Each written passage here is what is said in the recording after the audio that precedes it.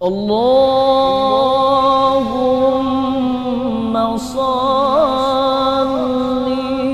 wa sallim ala nuril anwar. Innal hamdalillah nahmaduhu nasta'inuhu wa nastaghfiruh wa na'udzu billahi min sururi anfusina wa min sayyiati a'malina may yahdihillahu fala mudhillalah wa may yudlilhu fala hadiyalah. Asyhadu an la ilaha illallah wahdahu la syarikalah wa asyhadu anna sayyidana Muhammadan abduhu wa rasuluh la nabiyya ba'dah. Allahumma salli ala sayyidina Muhammad wa ala ali sayyidina Muhammad. Ya ayuhan nas ittaqullaha haqqa tuqatih wa la tamutunna illa wa antum muslimun. Hadirin jamaah salat Jumat rahimakumullah. Di awal khutbah khatib mengingatkan untuk pribadi dan segenap jamaah sekalian satu pesan yang bisa jadi kita anggap biasa, padahal sesungguhnya ini adalah pesan yang amat sangat luar biasa. Pesan tersebut adalah pesan takwa, di mana pesan ini berulang-ulang Allah sebutkan dalam Al-Quran dan juga berulang-ulang Nabi sebutkan dalam sabdanya. Kalau Allah dan Rasulnya sudah mengulang-ulang tentang pesan takwa ini, maka amat sangat dapat dipastikan pesan ini adalah pesan yang sangat luar biasa. Secara bahasa, takwa itu artinya takut. Takut yang kemudian menjadi dasar manusia melaksanakan pengabdian, melaksanakan ibadah kepada Allah. Dan ketika pesan takwa Allah sampaikan, yang dijadikan sasaran bukan hanya orang yang beriman, tapi semua manusia Allah ingatkan, ya ayyuhan nasu taqu rabbakum. Hai manusia, takutlah kalian kepada Tuhan kalian.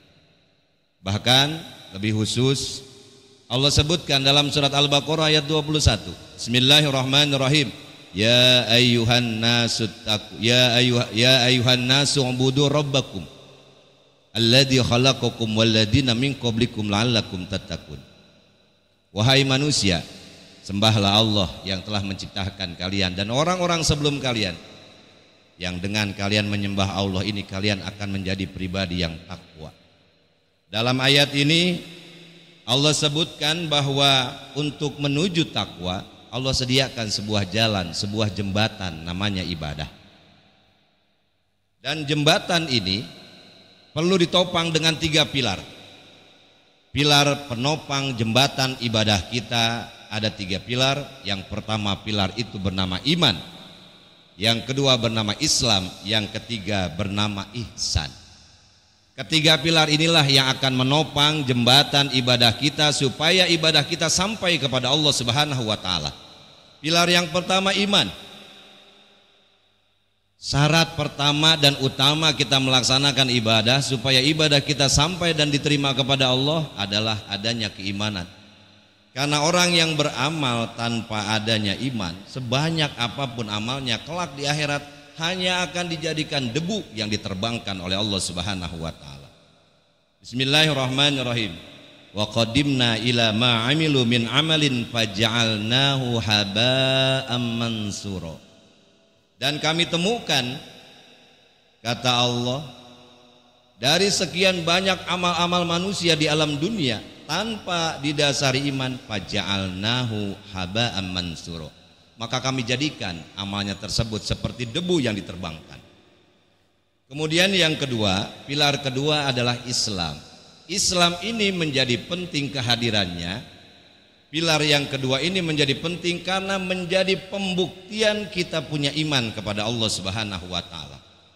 Makanya dalam Al-Qur'an sering kita temukan kalimat alladzina amanu wa amilus sholihat. Kalimat iman bergandengan dengan amal soleh, yang amal soleh ini merupakan pembuktian keislaman kita berupa amalan syahadat, zakat, sholat, puasa, haji, dan lain-lain. Sebab iman dan amal soleh laksana dua sisi mata uang yang tidak bisa dipisahkan. Iman sudah, Islam sudah, yang ketiga, pilar ketiga adalah ihsan. Apa itu ihsan? Suatu saat Rasulullah ditanya oleh malaikat Jibril, "Ma huwal ihsan?" Apa itu ihsan? Maka Rasul menjawab, ihsan adalah an ta'budallah ka'annaka tarah fa illam takun tarah fa innahu yaraka. Ihsan adalah satu sikap di mana ketika kamu mengabdi, menyembah, beramal kepada Allah seolah-olah kamu melihat Allah. Dan ketika kamu tidak mampu melihatnya, yakini Allah selalu mengawasimu dan melihatmu. Dari jawaban Rasulullah SAW ini kita kaitkan dengan kata dasar ihsan, diambil dari kata ahsana yuhsinu ihsanan. Secara bahasa ihsanan artinya berbuat baik.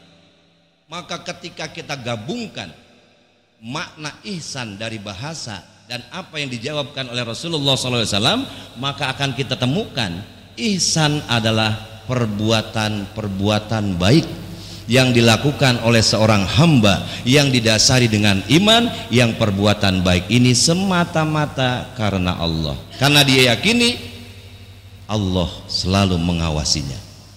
Maka pribadi inilah yang diharapkan muncul dari setiap kita, seorang muslim, seorang mukmin, pribadi yang ihsan, di mana ketika dia sudah mengaku beriman, ketika dia sudah mengaku orang Islam, ada yang muncul dari pribadinya. Apa? Kebaikan-kebaikan.